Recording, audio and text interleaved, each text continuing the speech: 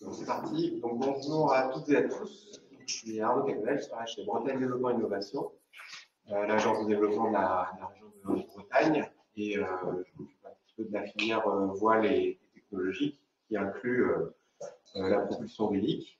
Aujourd'hui, on est à Lorient à la colloque qui nous accueille pour ce webinaire. Et autour de la table, donc j'ai des acteurs qui vont nous parler plutôt des OPEX. Donc on parle beaucoup des CAPEX dans le transport à la voile. Et on a voulu regarder un petit peu ce que ça voulait dire les OPEX dans le domaine du transport à la voile. Parce que c'est une matière assez nouvelle et puis c'est un sujet assez crucial pour les opérateurs. Donc je vous propose un petit tour de table. On va lancer un PowerPoint et on va commencer par Timothée, qui est donc de l'association Winship. Si tu peux te présenter rapidement et dire, pour ceux qui ne connaissent pas, qui est Winship. Bonjour à toutes et tous, donc Timothée Perrier, je suis chargé de mission pour l'association Winship, qui est donc l'association qui fédère en France les acteurs de la propulsion par le vent.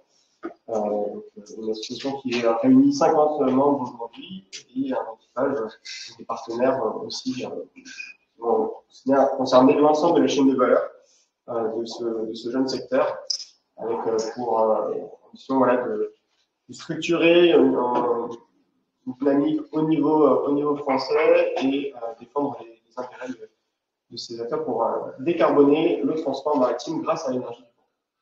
Merci. Je crois qu'après, donc il n'y a pas de slide. Peut-être grain de sel, je crois que c'est le slide d'après. Loïc, est-ce que tu peux te présenter et puis nous dire un petit peu qui est grain de sel, même si dans cette salle, oui. On connaît bien. Bonjour à tous, donc Loïc Briand, moi je suis issu de la marine marchande et j'ai cofondé la partie maritime de Grain de Sail où on opère des voiliers cargo sur la ligne transatlantique. Donc, si je ne me trompe pas, donc il y a 3 filiales chez Grain de Sail et toi, tu es en charge de Grain de Sail Shipping, c'est ça? Il y en a 4 maintenant. Donc, Grain de Sail, c'est quoi à la base? C'est l'idée de faire du transport à la voile. Quand on a commencé en 2013, j'étais utopique à l'époque.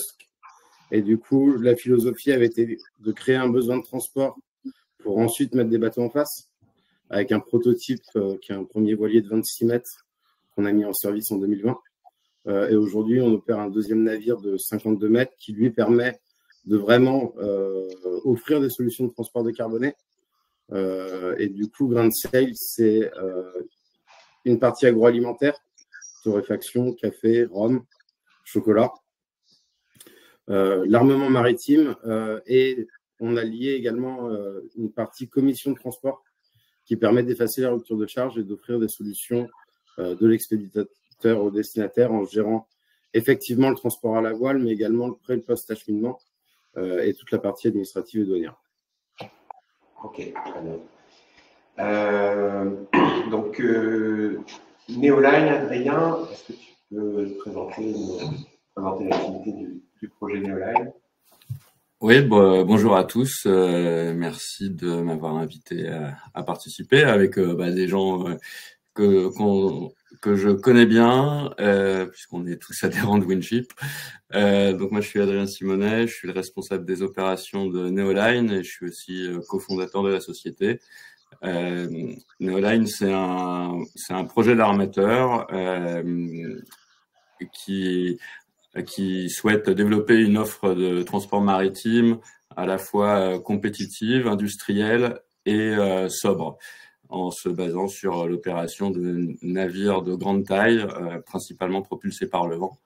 Notre premier bateau Neoliner Origin est actuellement en construction au chantier RMK Marine en Turquie, à côté d'Istanbul.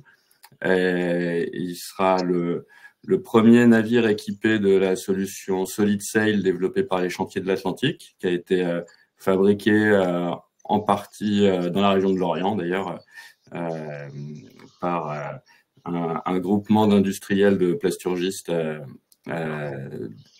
morbihanais. Et voilà, la livraison est prévue pour le 30 juin 2025, et donc on va démarrer notre service dès l'été prochain. Ok. Tu avais une présentation, est-ce que tu veux la présenter? Oui, si c'est le moment de la partager, je peux le faire maintenant. Attendez, je partage mon écran. Donc ici, vous avez une image du bateau, une image de synthèse, évidemment, encore. Hein. Donc on voit les deux gréements solid sail qui font 1500 mètres carrés chacun, hein, une grande voile d'un peu plus de 1000 mètres carrés et un foc de presque 500 mètres carrés. Donc en tout, on aura 3000 mètres carrés de voile. Qui nous permet d'envisager, grâce à une opération adaptée, hein, on réduit notre vitesse commerciale à 11 nœuds versus 15-16 nœuds pour les navires du même secteur. Et donc, grâce à l'utilisation très poussée des voiles, grâce aussi à un routage météo hybride qui va dériver de ce qu'on peut voir en ce moment dans le Vendée Globe notamment, mais dans lequel on rajoute la variable moteur. Grâce à ce routage et ces voiles, on va pouvoir diviser par 5 notre consommation de carburant comparé au service classique. D'accord. C'est un navire roulier de 136 mètres. Roulier, c'est-à-dire qu'on charge par l'arrière à travers une rampe, comme sur un ferry. Et voilà, j'ai quelques images. Voilà, là on voit la rampe à l'arrière. Les masses rabattent pour passer sous les ponts et réduire le tirant d'air à 41,50 m. Et voilà, quelques images de la construction avec à droite, on voit justement la boîte qui est presque fermée. Normalement, la rampe doit être posée cette semaine. Avec une hauteur de garage assez significative à l'arrière, à presque 10 mètres. Des entrées d'eau très fines, une coque qui a été dessinée sur une base de carène de voilier dégradée pour le rendre chargeable, dégradé en cargo.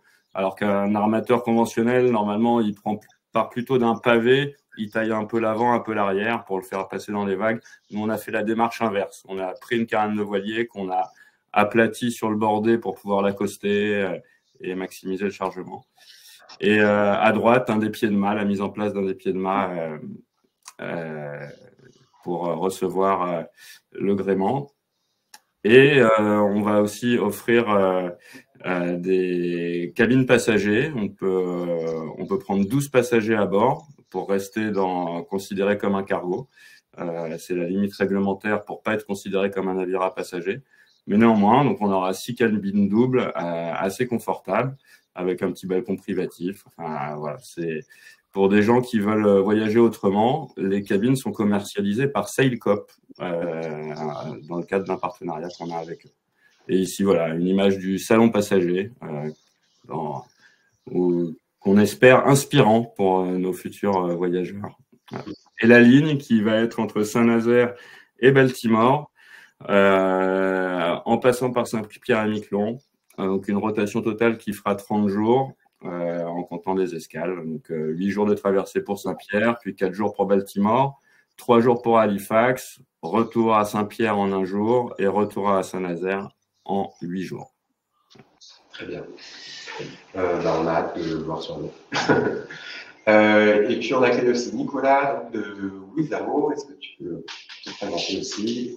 Bonjour Arnaud, bonjour à toutes et à tous. Donc, je suis Nicolas Goulet, je dirige aujourd'hui l'initiative Wizamo au sein de Michelin. On est un développeur de solutions véliques pour le grand transport maritime et pas que. On regarde aussi aujourd'hui sur des petites applications.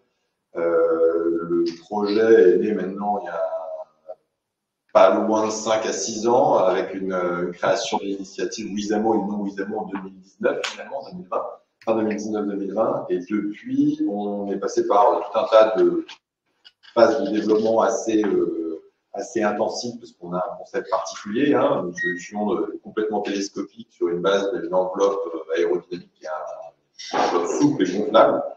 C'est un peu ça la connexion aussi avec l'ADN univers Michelin. Et depuis 5 ans, du coup, on travaille vraiment justement pour le rendre compatible avec le milieu maritime. Je pense qu'on en parlera sur les sujets d'OPEX. c'est important. Pour nous, c'est fait partie vraiment des piliers qui vont driver un peu toute la conception. Et après 4 ans complets de prototypage sur des voiles de 100 mètres carrés, qui ont vu à la fois des usages typés un peu plaisance, des usages plus grand transport maritime avec certains armateurs partenaires. Là, nous, on a une grosse année qui nous attend devant nous avec la commercialisation de la première aile en version, on va dire, non plus prototype, mais vraiment première de série à l'horizon septembre 2025. Donc, on aura une voile de 170 mètres carrés. On préfère démarrer sur les premiers produits sur des choses qui sont de taille raisonnable.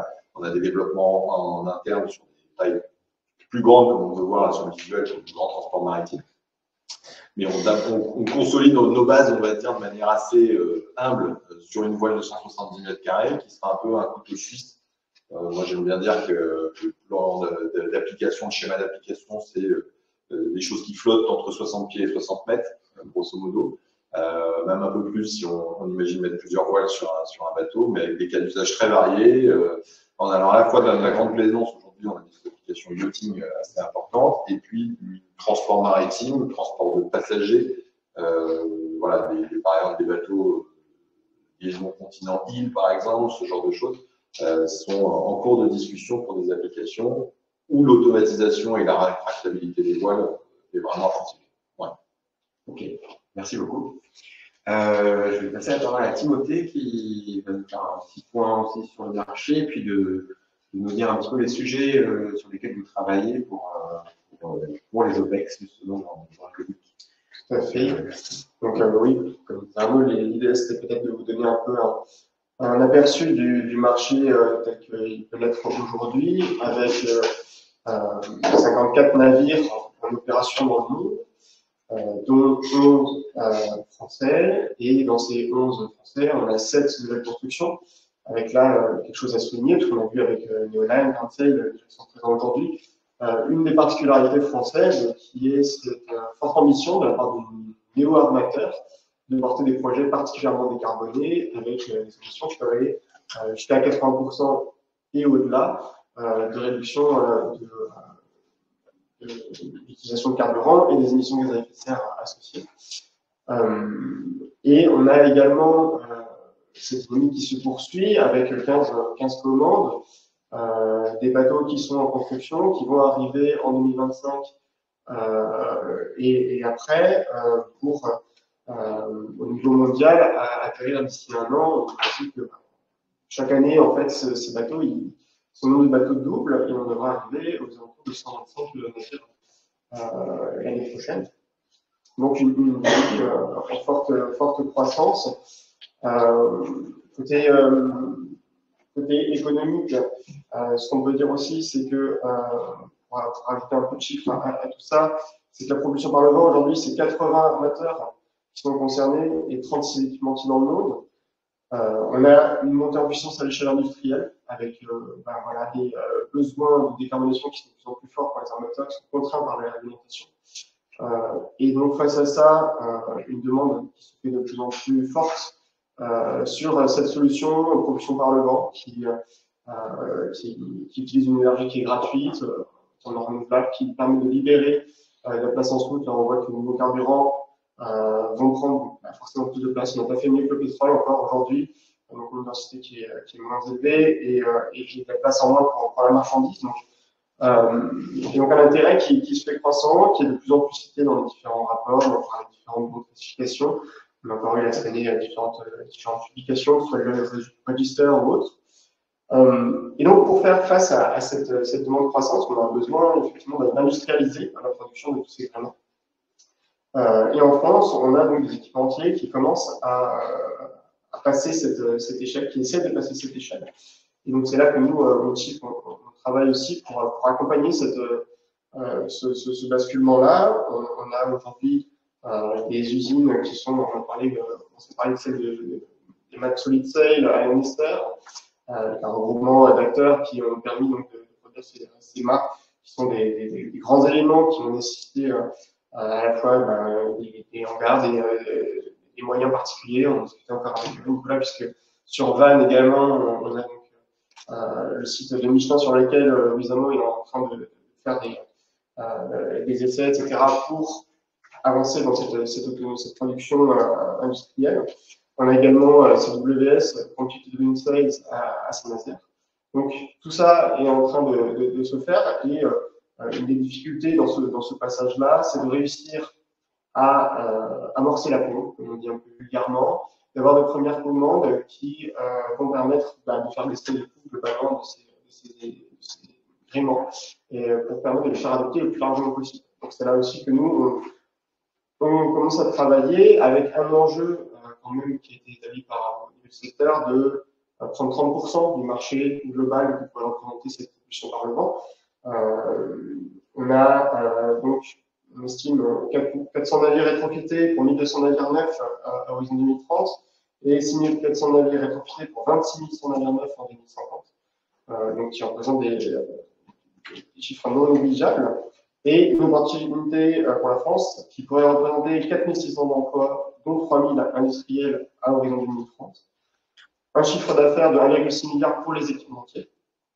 Et finalement, tout un écosystème qui pourrait permettre aussi, et donc ça c'est quelque chose qu'on valorise de plus en plus en ce moment, où on a ce discours autour de la souveraineté énergétique, ces besoins énergétiques qui sont croissants, pas que dans le transport maritime, parce qu'en fait on doit décarboner l'entièreté de tous les secteurs. Donc, quelque chose qu'on met en avant nous chez Winship, c'est aussi le fait de dire ce vent qui est utilisé par les bateaux en mer, il n'est pas en concurrence avec des applications terrestres.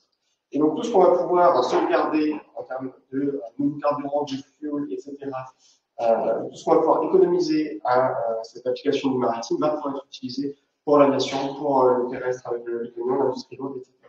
Donc on n'a plus vraiment aujourd'hui de raison de refuser d'utiliser cette énergie qui est disponible pour nous. Alors, il y a encore assez tôt dans les premiers navires. Le sujet des OPEX est effectivement assez compliqué à évaluer, puisque on est sur les premières expérimentations, pas les premiers navires.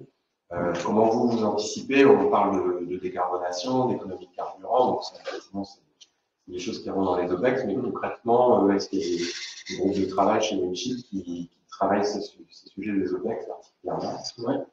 Oui, tout à fait. On a dit à Arnaud quand il nous a. D'ailleurs, merci pour cette invitation.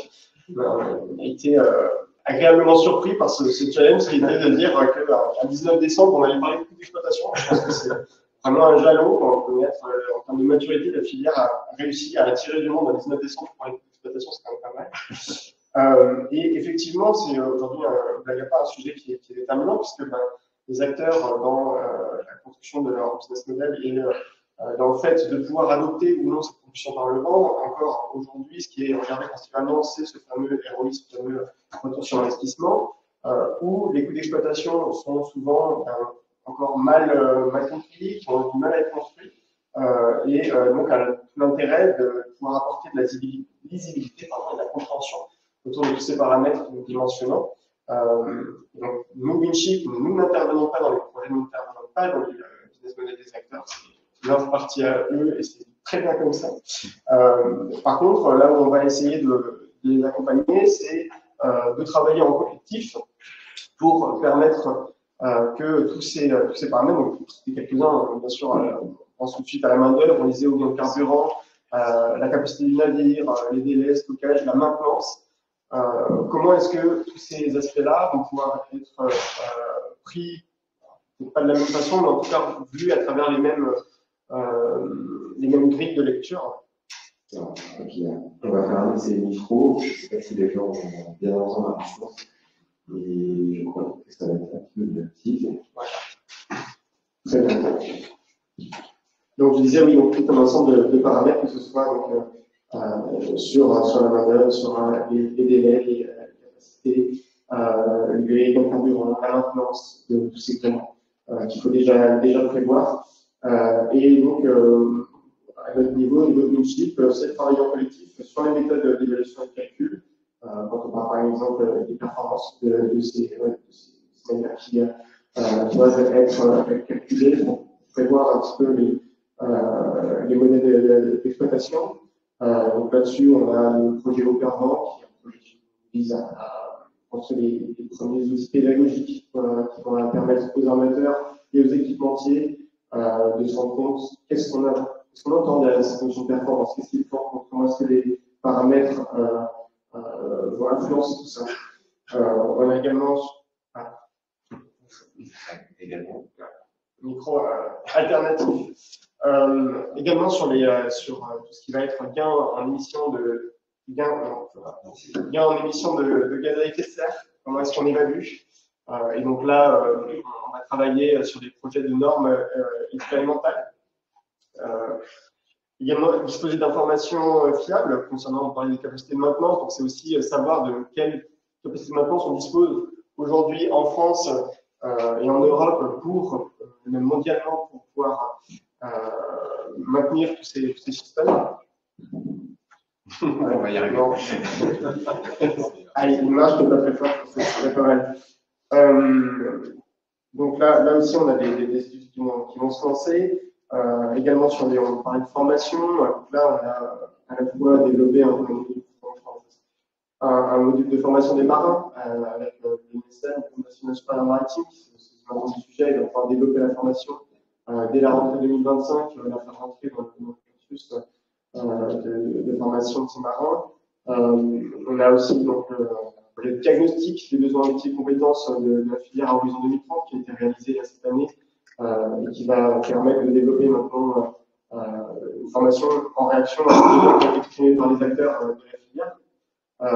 Et peut-être pour finir, non, je crois que j'ai fait le tour. Oui. J'ai fait le tour de tous ces éléments-là, mais en tout cas, on essaie de faire avancer chez Vinci avec les acteurs pour que tous ces besoins-là soient réunis et qu'on puisse discuter collectivement à ce qu'on peut le dessiner pour donner plus de visibilité aux acteurs qui sont directement concernés. Merci beaucoup pour cette bonne introduction sur le sujet. Loïc, donc pour Marcel, vous en êtes à combien de traversées à ce jour avec Marcel 2? Et puis la deuxième question, c'est qu'est-ce que toi tu intègres dans tes OPEX? Quels sont les types de cours? On a parlé de formation. Est-ce que aussi ça, ce sont des sujets que tu intègres au fait je te laisse la parole. Alors là, le bateau, il est en train de revenir. Il est en train d'arriver sud d'Écosse. On est sur la 4e boucle transatlantique cette année, ce qui correspond à nos objectifs. Sur l'année prochaine, on va faire 6 rotations, donc 12 transats. Le retour d'expérience, c'est que le bateau, il est fiabilisé maintenant. On avance bien. Sur la partie OPEX, il n'y a pas d'un prévu vraiment.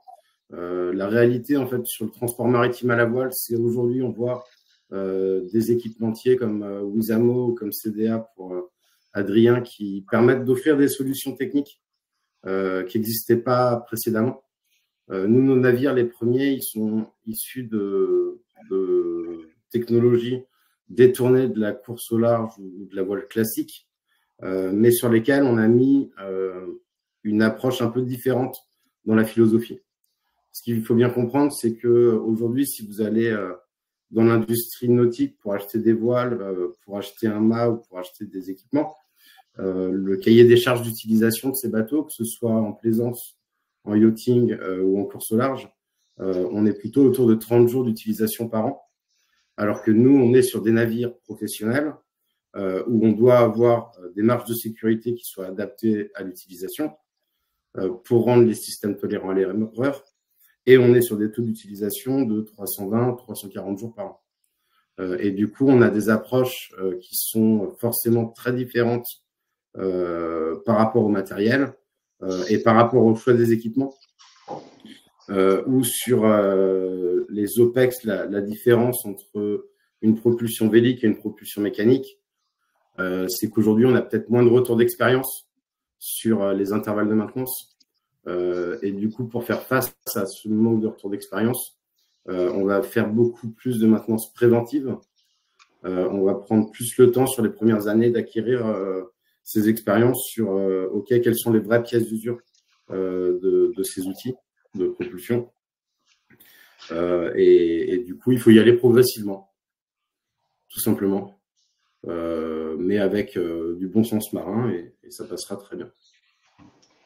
est-ce que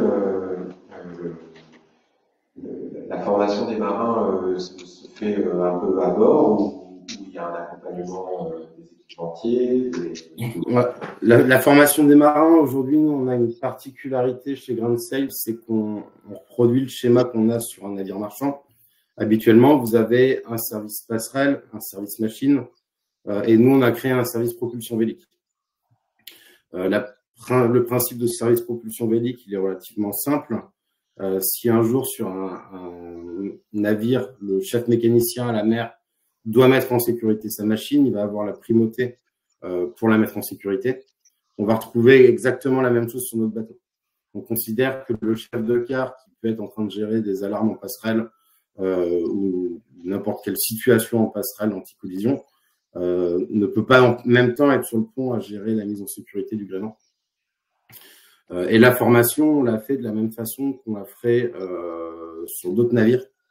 Dans nos formations, on peut être amené à aller sur des pétroliers, sur des méthaniers, sur des chimiquiers, sur des rouliers, sur des containers.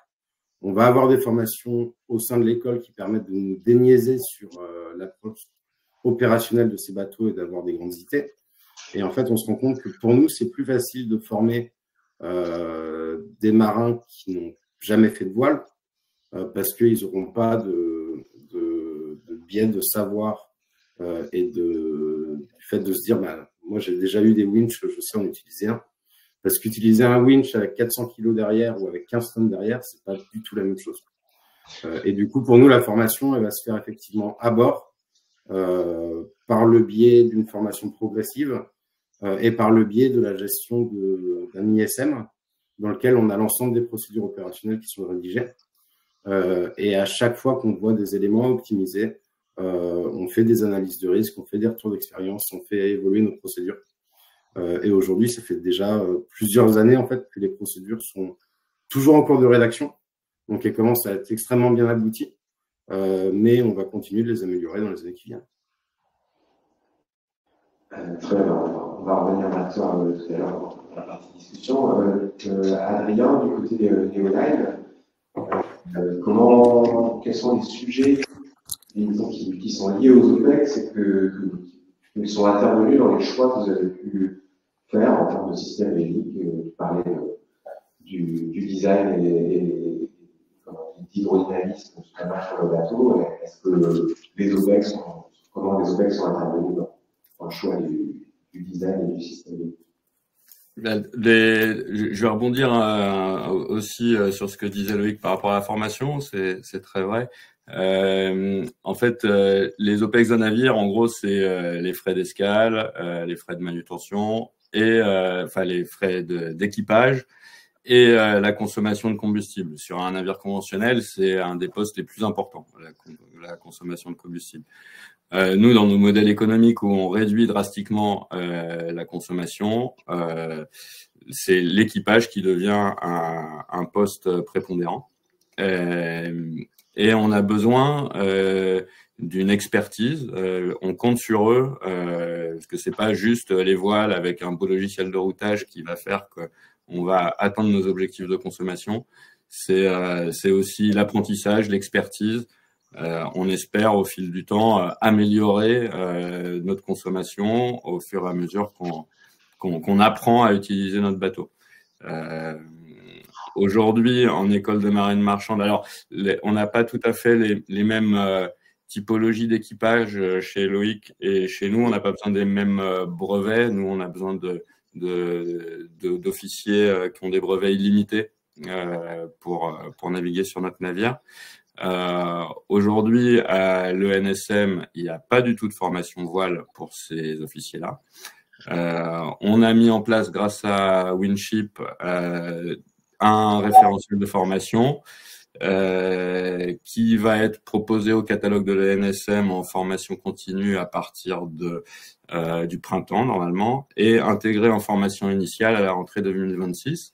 Donc, pour nous, ça, c'est une vraie avancée, un vrai progrès pour acculturer les marins à l'utilisation du système vélique. On a réduire cette consommation de combustible, c'est non seulement un enjeu environnemental, mais c'est aussi un enjeu économique pour nous parce que, en fait, dans notre cas, en fait, on achète un cargo conventionnel sur lequel on rajoute des voiles. Donc, en gros, on paye un bateau neuf 50% plus cher que s'il était 100% moteur. Donc et on a une certitude que le bateau est plus cher et on promet qu'on va moins consommer. Donc aujourd'hui, on a besoin aussi de retour d'expérience à ce niveau-là.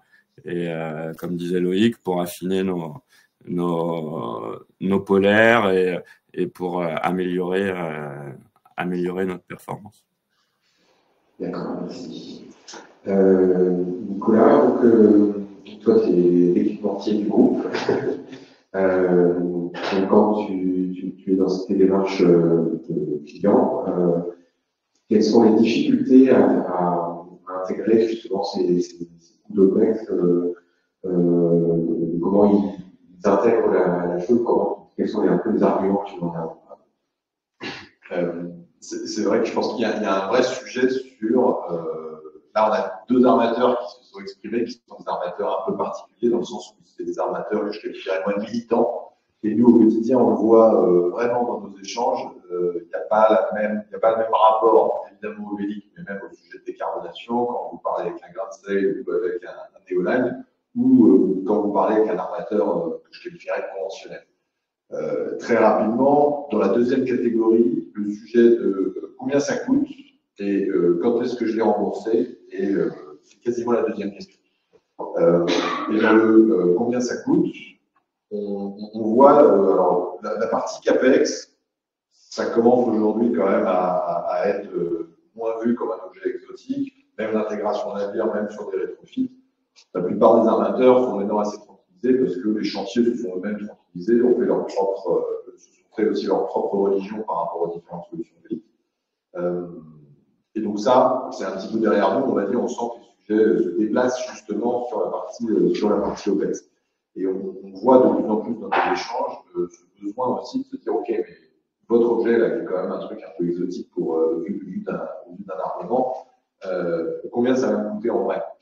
Et derrière, essayer de construire des modèles de l'héroïne, parce que c'est ça, hein, encore une fois, je sais qu'il y a une petite logique un peu différente.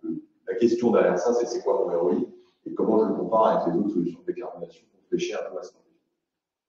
Donc nous, c'est vrai que par rapport à ça, on a une certaine humilité aussi de se dire que avant de donner un OPEX dont on soit certain, il faudrait que les aides naviguent de manière assez, on va dire, en nombre aussi, parce que les cas d'usage sont différents. Il y a des navires qui vont avoir des navigations à quasiment 300 jours par an, où le taux d'usage est hyper important, et d'autres très variés. Il y a un sujet par rapport à ça, donc nous on essaie d'avancer humblement, on s'appuie beaucoup sur le retour d'expérience qu'on a des prototypes.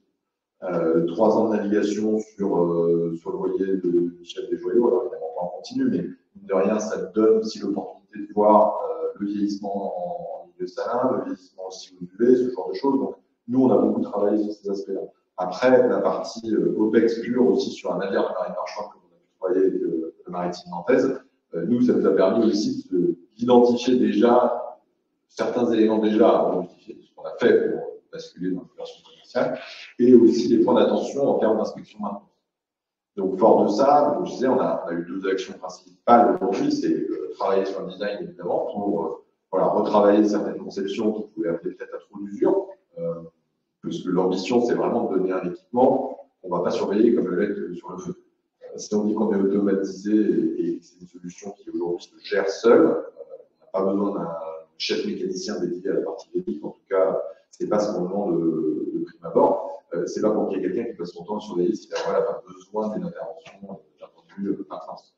Donc nous, on avait cette ambition par le design d'apporter un produit qui soit, moi j'aime bien dire agricole, parce que je ne perds pas de vue, même si c'est des beaux objets, c'est des gros objets, c'est des objets nouveaux, ça sert dans un navire qui doit fonctionner. Ce qu'on veut, c'est de la disponibilité avant tout. Je parle souvent performance dans les livres. Moi, j'aime bien dire que la performance, si on a 50% de downtime, bah, c'est 50% de la performance prévue sur le papier. Donc, on a vraiment cette conviction de se dire qu'il faut que l'équipement soit disponible, et donc pour ça, il faut aussi limiter les OPEX, il faut limiter les temps d'intervention. Et derrière, donc ça c'est par le design, nous on s'appuie beaucoup sur le retour des prototypes.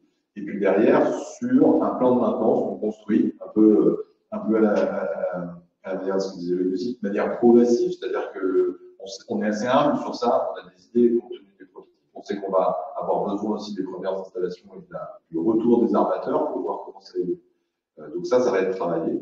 Par contre, nous, ce qu'on essaye de faire, c'est tout ce qu'on peut maîtriser d'un point de vue OPEX. On cherche à le pousser à fond. Je pense par exemple aux outils, à l'outillage spécifique ou au support nécessaire à l'entretien et à la maintenance des systèmes. Nous, on veut limiter le magasinage, le besoin d'embarquer, on va dire, des systèmes annexes. Voilà, toutes les petites choses qu'on ne pense pas, toutes les petites lignes qu'on pourrait ne pas imaginer. Et puis, on se retrouve à avoir besoin d'un support, d'un outillage spécifique, ce que les armements n'avaient pas du tout d'un point de vue OPEX. Et en dernier lieu, après, il y a, voilà, qu'est-ce qu'on met dans le terme d'OPEX de voile. C'est là où le travail en filière est hyper important, parce que ça permet aussi de se donner un espèce de dénominateur commun, de savoir parler un peu de la même chose. Toutes les solutions véliques n'ont pas forcément les mêmes notions d'OPEX, des systèmes actifs, d'autres passifs. Nous, on a un système, par exemple, qui a une insufflation d'air continue dans la voile, mais avec un bas niveau, on va dire, de consommation électrique, puisqu'on est en basse pression. D'autres systèmes sont complètement passifs, donc à part un réglage, on est quasiment sur 0 OPEX, consommation de bilan énergétique à bord. Donc ça, ça crée deux catégories. Et puis après, il y a le remplacement des équipements principaux. Nous, on a une petite spécificité avec l'enveloppe en tissu, qui a un vieillissement, comme une voile conventionnelle. Ça, c'est des choses évidemment qu'on travaille beaucoup, avec aussi la possibilité, non pas de remplacer 100% de la structure, mais par tiers, on va faire la voile justement pour éviter d'avoir besoin d'un vieillissement prématuré d'une certaine zone, par exemple la partie haute plus sujette au vieillissement élevé et autres, plus exposée, merci. On peut remplacer simplement par partie. C'est un peu voilà, ce sur quoi aujourd'hui on peut avoir des certitudes dont on cherche à travailler. Et assez humblement, on anticipe les choses, mais il faudra corréler avec les navigations, on va dire, professionnelles et prototypes. Globalement, tu disais que tu es sur un système très automatique, quasi on-off. Oui. Est-ce que ça inquiète les clients de dire, voilà, c'est un truc automatique, un peu quelle est votre garantie de maintenance de tous ces systèmes-là? Alors, ouais, c'est vrai qu'on est nombreux dans le secteur à avoir pris le parti de se dire que pour que le véhicule fasse son trou dans la marine marchande, on va dire, et professionnelle, on ne fasse pas des schémas type grain de sail où effectivement il y a un équipage qui est formé à ça. La plupart des armateurs, encore une fois, les autres, ceux du monde d'avant, ont tendance à dire, moi, votre truc, ça doit fonctionner comme un autre équipement, je ne veux pas avoir besoin d'un équipage spécifique pour pouvoir opérer cet écosystème, ça ne marcherait pas. Bon, ça c'est dans les grandes lignes. Nous, on essaie d'avoir un schéma fort aussi ces équipages, parce que tout automatique qui soit, il y a quand même besoin de se l'approprier. On veut tendre vers une solution qui soit pouce bouton, mais on est aussi, on cherche aussi à se défaire des grands discours commerciaux où on dit non, mais c'est bon, ne vous inquiétez pas, ça se gère tout seul. Ça se gère tout seul, sauf quand ça se gère plus. C'est toujours ce sujet-là. Je me permets, comment Nicolas, je me permets de rebondir sur ce que tu dis. Effectivement, nous, on est parti avec un premier prototype et un deuxième navire où on a fait des tracteurs qui devaient être sexy parce que nous, on aime ça. Et aujourd'hui, on se retrouve quand même dans la situation où si demain, on avait le souhait de faire un navire plus grand, il faut une rupture technologique qui aujourd'hui est offerte par Wizamo, qui est offerte par CDA, où il n'est pas possible en fait de faire des voiliers plus gros que Grain de Sail 2 avec des mâts classiques sans partir dans de l'automatisation. L'automatisation pour la marine marchande, nous, ça ne va pas nous faire peur. On a commencé à naviguer avec des bateaux automatisés où à l'époque, c'était des automates avec des billes d'air qui fonctionnaient très bien. Aujourd'hui, on est capable d'avoir des bateaux qui font du positionnement dynamique sur lesquels j'ai moi-même travaillé, où on envoie des têtes de puits de forage dans 4500 mètres d'eau ou des plongeurs dans 600. Et les automatismes, c'est des choses pour la marine marchande qu'on connaît très bien, qu'on sait maîtriser, qui sont très simples. Si on n'automatisait pas les gréements, on n'aurait pas la possibilité de se retrouver avec des mâts à baleston et on se retrouverait en fait avec des compressions au pied de mât qui serait hallucinante. Si on donne des chiffres, grain de sel 2, sur la poutre navire, en pied de chaque mât, les mâts, ils sont pas très grands parce qu'ils font 70 cm de corde. On se retrouve avec 160 tonnes. Si on faisait le même type de gréement sur les bateaux d'Adrien, on se retrouverait avec une telle compression en pied de mât qu'il n'y aurait plus de place dans le bateau parce que la poutre navire, sinon, elle ne tiendrait pas. Donc, on a l'obligation de passer sur des mâts qui soient autoportés. Et on a l'obligation, quand on est sur des mâts autoportés, si on veut avoir des systèmes qui sont tolérants à l'erreur, d'avoir de l'automatisation. Et quand on parle d'automatisation, ça peut être une automatisation pour le réglage, mais en fait, ça peut être une automatisation également relativement simple. Si on a des systèmes électriques ou hydrauliques, on sait maîtriser très facilement les automatisations agricoles, on va dire. Donc, en fait, l'automatisation du gréement, arriver à une certaine taille, c'est pas une option. Ouais, je partage complètement cet avis-là, hein, et c'est pour ça que nous, ça a été un des piliers, on va dire, du design, et aujourd'hui, probablement, sur lesquels on a le plus de retours d'expérience compte tenu de toutes les navigations qu'on a faites. C'est le sujet qui est le plus mature chez nous. Et à chaque fois que les gens viennent naviguer sur le prototype, vous avez eu pour certains d'entre vous l'occasion de faire, c'est vraiment cette espèce d'effet waouh de se dire ah oui, en fait, c'est un moteur à vendre. Et en fait, je pense que le sujet de l'automatisation, c'en est pas un, c'est un prérequis sur les grandes tailles.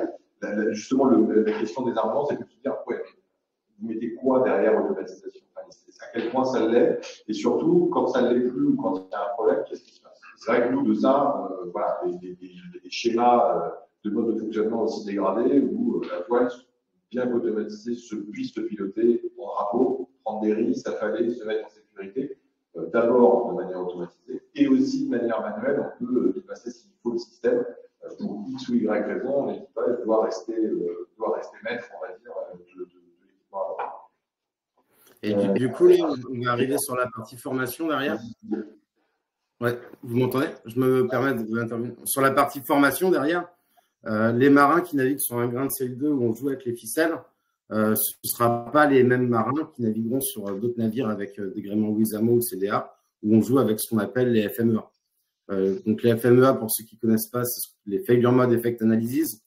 C'est l'analyse en fait du défaut d'un automate et regarder sa réponse. Et la formation des équipages, elle sera basée là-dessus et elle sera adaptée à chacun des systèmes. Et on sera sur la même philosophie que ce que j'expliquais tout à l'heure. Nos bateaux ont des façons d'être utilisés. Ceux d'Adrien en auront certaines. Et chaque gréement, en fait, aura ses particularités avec ses capteurs, avec ses actionneurs. Et c'est simplement la formation sur la connaissance du système et du navire particulier qui permettra d'utiliser simplement. Tout à fait. Et pour démarrer nos activités, on a aussi prévu notamment un partenariat avec CDA pour repousser les limites du gréement. Normalement, un équipementier, il vous fournit des limites d'utilisation. Aujourd'hui, ce qu'on a prévu, c'est plutôt, nos gréements vont être blindés de jauges de contraintes pour aller justement explorer les limites des efforts directement qui supportent, et plutôt que d'avoir une limite de vent à 50 nœuds à Falcou, là on va aller chercher la limite selon les allures, puisqu'on sait aussi que les efforts vont être à vent égal, vont être différents selon l'allure à laquelle on est. Donc on a besoin de cette phase exploratoire pour aller pousser les limites d'utilisation et tirer le meilleur parti de la propulsion véhicule. Pour qu'on comprenne bien, Adrien, quand on achète une solution comme Solidcell, est-ce qu'on achète aussi derrière en termes de maintenance, surtout sur les produits? J'imagine qu'il y aura un suivi important, mais voilà, j'imagine que l'achète pas vraiment. Je t'entends pas très bien. J'ai cru comprendre que c'est les critères qui nous ont fait sélectionner Solidsail, c'est ça? Oui, aussi. Alors, initialement, Neoline est plus vieux que Solidsail, historiquement. Donc, quand on a commencé à développer le projet, la solution n'existait pas encore. On avait développé avec Michdej notamment, il est toujours là celui-là, un gréement duplex qui nous permettait de fractionner le gréement. Donc là, à ce moment-là, on avait 4 mâts, enfin 2 portiques en fait, avec des mâts qui étaient portés sur les bordées. Loïc parlait des problèmes de compression. Ça nous permettait, avec des mâts haubanés, de faire porter cette compression dans les parties fortes du navire, hein, sur les côtés de la boîte à chaussures. Et aussi de fractionner le gréement. Donc on avait même une surface supérieure à l'époque, et on arrivait à la limite de ce qu'étaient capables de faire les voiliers en termes de voile textile. Ça posait un problème OPEX, OPEX, pardon, qui était les coûts de maintenance et de changement de voile notamment. Et là, on a un arbitrage à faire. Est-ce qu'on paye des voiles chers avec des technologies fibre de carbone, etc., et on les change moins souvent, ou est-ce qu'on paye des voiles pas chères en Dacron et on les change plus souvent? Ça, c'est des arbitrages qui sont difficiles à faire en amont, tant qu'on n'a pas le retour d'expérience d'un bateau qui navigue 350 jours par an. Voilà. J'ai perdu le fil de ce que je voulais dire, mais c'est un peu ça. Plutôt sur les matériaux longue durée. C'est ça, oui, c'est la durée de vie. Oui, les critères pour Solid Sail, ça a été ça. En fait, les grands voiles Solid Sail qui font plus de 1000 mètres carrés, c'est pas des voiles textiles, c'est des panneaux, c'est des voiles qui se plient comme un store, en éventail. Donc, c'est des panneaux en carbone qui sont remplis avec de la fibre de verre. Et les phoques, eux, sont textiles. Et sur les phoques, on a moins de... On arrive plus facilement à faire des phoques de grande taille. Et donc, ces voiles en composite, ces grands voiles composites, CDA nous promet qu'elles auront la durée de vie du navire, donc plus de 20 ans, avec de la maintenance, des changements d'éléments. Voilà, c'est plusieurs panneaux, donc si on a un panneau qui casse, on peut le changer. Ils sont reliés par des estropes qu'on peut changer aussi.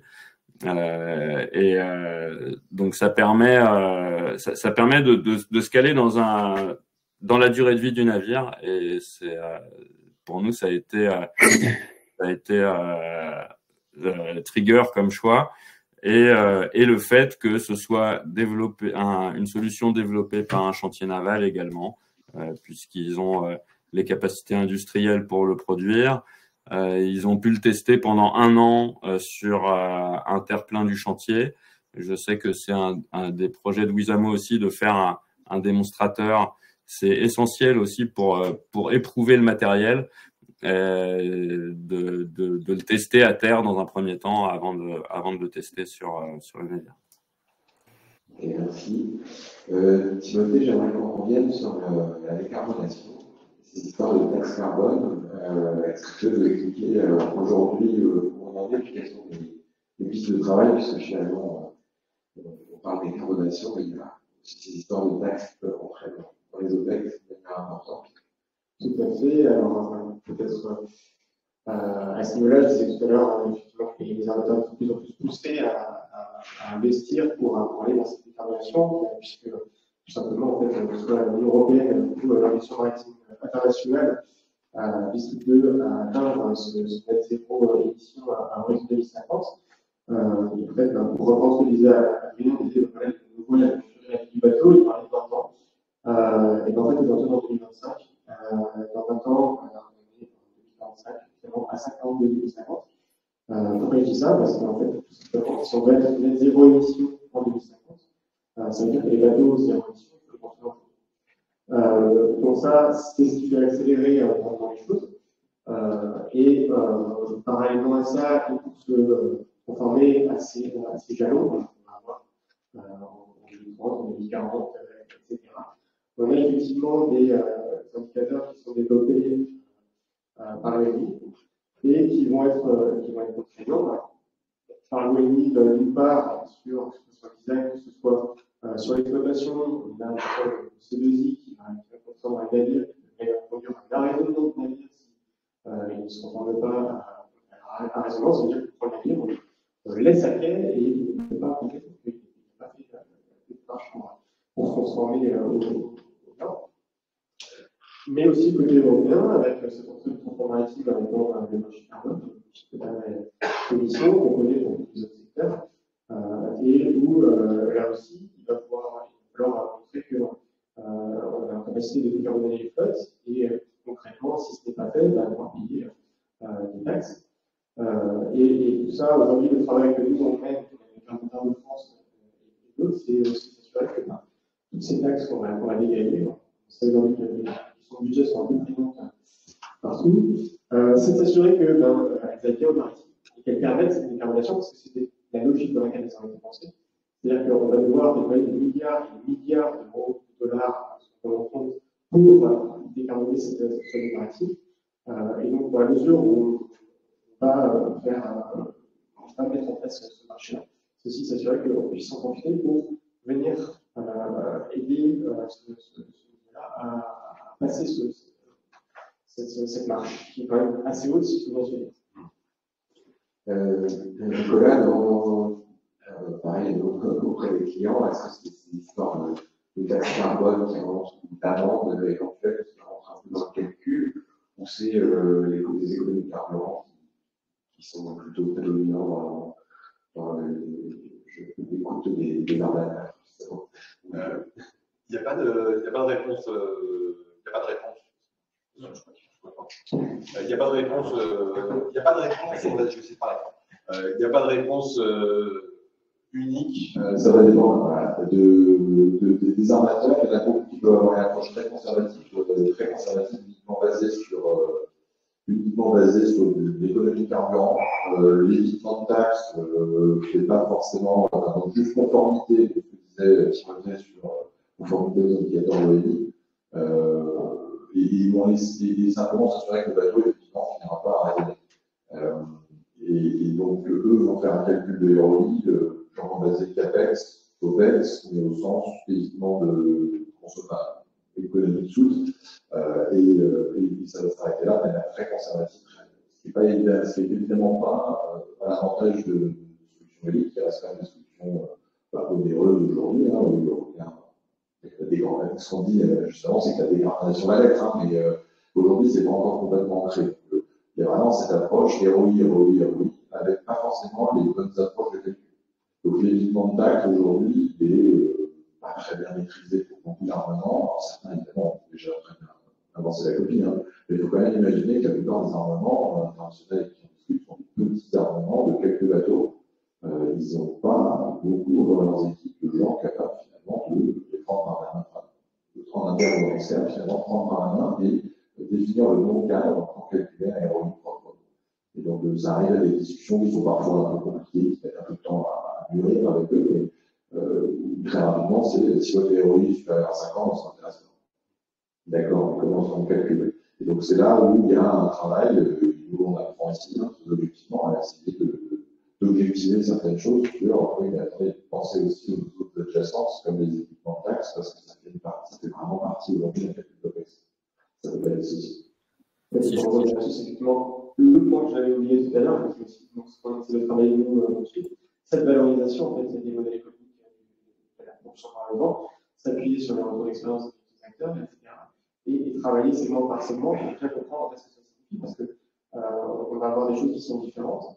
Pour aller même jusqu'à sur des choses vraiment constructives, on travaille par exemple sur le pilotage maritime et le report modal, où là, on va avoir des choses qui sont encore différentes, qui sont complexes à mettre en place dans les conditions actuelles et qu'on cherche plutôt à regarder en disant 5, 10 ans, qu'est-ce qui va changer et qu'est-ce qui va conduire au fait que ça pourra devenir intéressant, qu'on va pouvoir vraiment mettre des choses en place. Et donc tout ça, c'est effectivement un travail pour l'aide de sensibilisation, d'aller voir les donneurs d'ordre, leur expliquer ce que c'est, ce que ça implique et comment est-ce qu'ils pourraient l'intégrer dans leur vie. Je voudrais ajouter que j'ai le sentiment qu'on est en train de gagner une bataille culturelle dans le milieu du shipping sur les solutions disponibles pour décarboner. Pendant longtemps, on a cru que l'hydrogène allait faire le travail, qu'on arriverait à produire des combustibles écologiques dans des quantités similaires aux combustibles pétroliers. Aujourd'hui, tout le monde se rend compte que ce ne sera pas possible. Il y a des conflits d'usage sur les nouveaux carburants. Et clairement, le maritime sera pas adressé en premier par ces solutions. Donc, on espérait pouvoir utiliser ces carburants pour pouvoir continuer le business as usual et la même opération des navires. Donc, on est très observé dans nos nouvelles compagnies maritimes sur aussi les modèles économiques qu'on est en train de mettre en place. Et donc maintenant, à nous de faire nos preuves pour montrer que nos solutions sont pertinentes. Mais ça passe aussi par une nouvelle manière d'opérer les navires. Grand Sail, c'est, si je me trompe pas, Loïc, c'est 0 moteur sur la traversée. Donc vous autorisez des latitudes sur le transit time. Nous, on fait le choix de maintenir, enfin, pas tout à fait, mais non, je me permets d'aller dessus. Aujourd'hui, nous, on prend le choix d'avoir des lead time qui prennent les marges et les pieds de pilote nécessaires pour gérer ce conflit. Où d'un côté, on doit s'engager auprès des chargeurs sur une durée de voyage et de l'autre côté, sur un taux de décarbonation. Et effectivement, on opère les bateaux où l'utilisation du moteur est autorisée pour les capitaines uniquement dans 2 cas, l'assistance et la sécurité. En dehors de ça, s'ils utilisent le moteur, c'est sac à terre. Alors, chez nous, ce ne sera pas sac à terre, mais ils auront une prime quand ils l'auront bien utilisé. Et du coup, en effet, il y a une demande de régularité chez les chargeurs, pas forcément de vitesse. Par contre, la vitesse d'exploitation, c'est le problème de l'armateur, c'est la rentabilité de son outil de travail. Plus il va faire le traversée, plus il va charger, plus il va transporter de fret et plus il va gagner d'argent. Donc, on a vraiment des nouveaux modèles à mettre en place qui tiennent compte des modèles sobres et c'est pas toujours simple, mais voilà, on essaye de faire ça. Merci beaucoup. Alors, je crois que les gens à distance ont vraiment des problèmes de son, mais comme toujours hier, ça marchait bien. Peut-être dans la salle, s'il y a des questions, terminer la conférence. C'est totalement clair pour tout le monde, ça va. Et ben, je vous propose d'arrêter ici. Je vous souhaite à tous de bon vent et puis passer de bonnes fêtes de fin d'année à tous et à toutes. Et ben, je vous donne rendez-vous à la rentrée. Les Céline Café, c'est tous les mois, donc n'hésitez pas à vous inscrire pour recevoir les invitations et les prochains rendez-vous. Voilà, passez de très belles fêtes à tous. À bientôt. Merci Arnaud. Merci. À bientôt sur nous. Au revoir.